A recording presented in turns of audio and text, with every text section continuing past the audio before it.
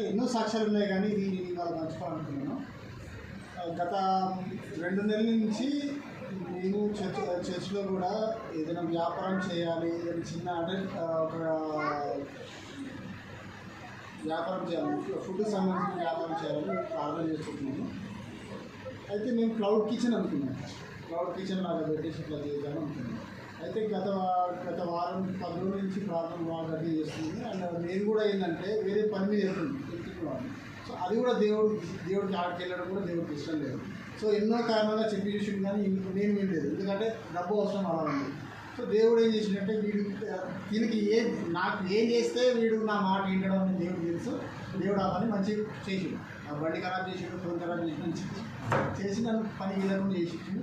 అదే కాకుండా పోయిన వారము మేము ఇక ఒక షాప్ తీసుకొని రెడీ తీసుకొని ఫుడ్ ఒక క్యాటరింగ్ సర్వీస్ లాగా ఒక ఫుడ్ పాయింట్ స్టార్ట్ చేద్దామని ప్రార్థన చేసుకొని మేము ఒక 5 ప్లేసెస్ చూసాము. 5 ప్లేసెస్లో ఇంటికి వచ్చి డెబోరా అన్నది ఫస్ట్ వాళ్ళకి కాల్ చేశారు.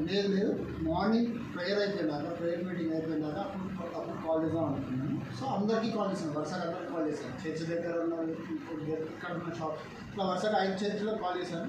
అందరూ వాళ్ళ ప్రకారము 3 నెలల రెంట్ ఇవ్వాలి, 5 నెలల రెంట్ ఇవ్వాలి, 2 months రెంట్ ఇవ్వాలి, ఇంత రెంట్ వాళ్ళు ఎప్పుడు పెట్టారు. కానీ ఒక్క మనిషి మాత్రము చెప్పాను, నా పరిస్థితి ఇది, నేను ఇట్లా కొత్తగా స్టార్ట్ చేద్దాం అనుకుంటున్నాను, అంత జాబ్ అంతా మేనేజ్ చేయాలి.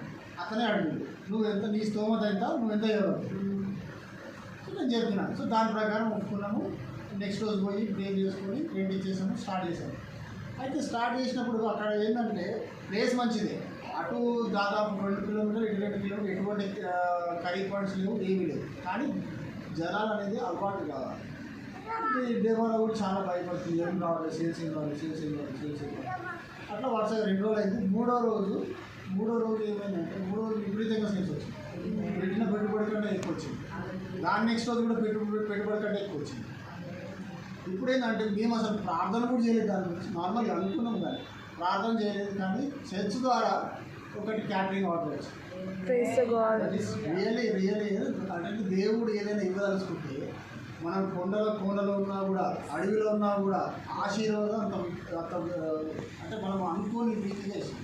సో ఇది ఒక చిన్న సాక్ష్యం నేను దేవుడు చెప్తున్నాను. అండ్ ఇంకోటి ఏంటంటే నిన్న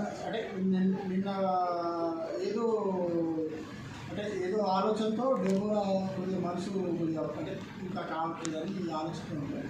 సో మేము రాత్రి ప్రార్థన చేసుకున్నాం, బాగా ప్రార్థన చేసుకుంటున్నాము. అండ్ దేవుడు ఎంత అద్భుత రీతిగా నాకు దైవ భాషలో మాట్లాడడం స్టార్ట్ అయింది.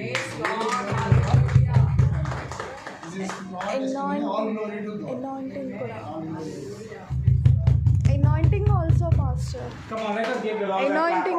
Come on, let us clap.